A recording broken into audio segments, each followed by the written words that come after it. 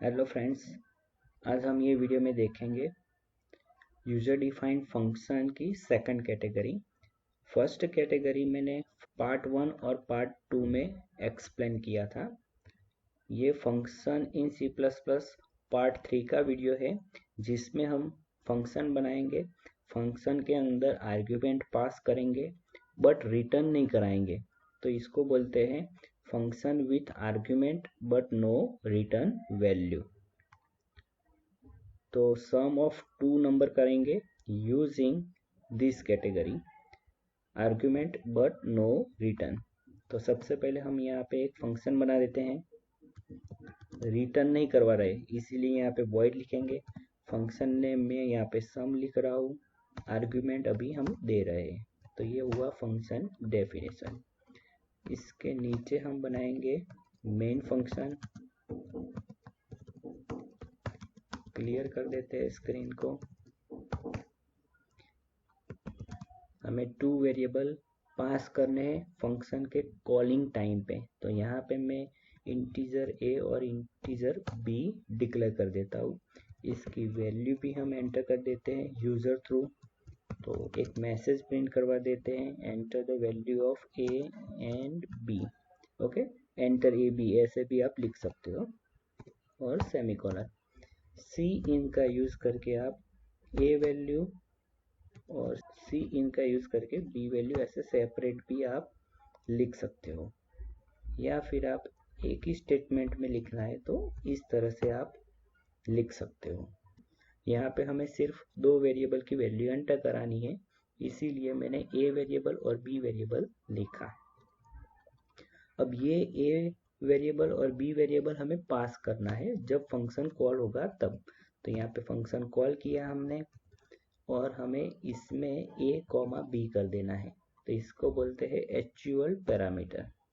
Okay, तो यहाँ पे ए और बी वेरिएबल हमने पास किया है जब फंक्शन कॉल होगा तब। तो यहाँ पे मैं कॉल लिख देता हूँ कमेंट करके। तो यहाँ से फंक्शन कॉल होगा।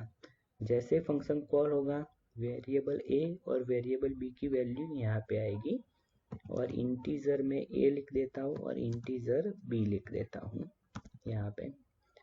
तो ये अब फंक्शन के अंदर इंटीजर ए और इंटीजर बी का हम यूज कर सकते हैं। एक ही वैल्यू पास होगी यहाँ पे इंटीजर ए में, और ये जो बी की वैल्यू है वो वैल्यू पास होगी इंटीजर बी में। तो इसको हम बोलते हैं फॉर्मल पैरामीटर। इसको जो बोलते हैं इंटीजर ए और इंटीजर बी मैंने लिखा है उसको बोलते हैं फॉर्मल पैरामीटर। और फंक्शन जब हम कॉल करते हैं उसी टाइम पे जो हम आर्ग्यूमेंट देते हैं, पैरामीटर पास करते हैं, उसको बोलते हैं actual parameter. Okay, function call हो गया, इंटीजर ए और बी की वैल्यू यहाँ पे पास हो गई। अब हम यहाँ पे यूज कर सकते हैं। तो हम यहाँ पे एक इंटीजर आंसर कर देते हैं।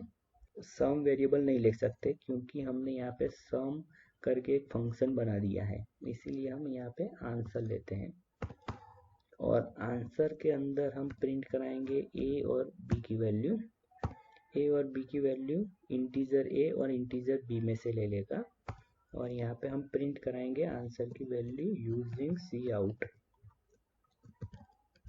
आंसर इज इक्वल टू, यहाँ पे हम प्रिंट करा देंगे आंसर वेरिएबल की वैल्यू। और वैल्यू प्रिंट करने के बाद कंट्रोल यहाँ पे आ जाएगा, और यहाँ पे हम प्रिंट कराएंगे GTCH और मेन फंक्शन को क्लोज करते हैं। तो ये है सेकंड कैटेगरी। फंक्शन हमने ऊपर बनाया है, फंक्शन रिटर्न नहीं करवाया है, इसीलिए मैंने यहाँ पे वॉइड लिखा है। फिर मैंने फंक्शन नेम लिखा है सम, फिर आर्ग्यूमेंट पास करवाया है ए और बी। फंक्शन के अंदर जो आर्ग्यूमेंट आते हैं उसको हम बोलते हैं फॉर्मल पैरामीटर, और कॉलिंग टाइम पे हम जो आर्ग्यूमेंट देते हैं इसको हम बोलेंगे एक्चुअल पैरामीटर्स। ओके, तो अब रन करते हैं ए एंड बी। तो मैं वैल्यू एंटर करता हूँ 10 एंड 20, तो हमें आंसर 30 मिलना चाहिए। ओके, यही चीज़ मैं अब सम फंक्शन है उसको मैं नीचे बना रहा हूँ, यहाँ से मैं कट कर देता हूँ और नीचे बना रहा हूँ।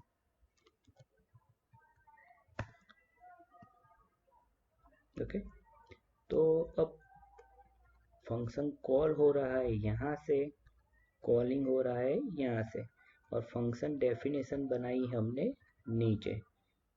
तो हमें ऊपर प्रोटोटाइप लिखना पड़ेगा। तो प्रोटोटाइप कैसे लिखते हैं, तो पहले उसका रिटर्न टाइप, तो रिटर्न टाइप तो वॉइड है, क्योंकि ये फंक्शन अभी कुछ भी रिटर्न नहीं कर रहा है, इसीलिए हम यूज़ करेंगे वॉइड।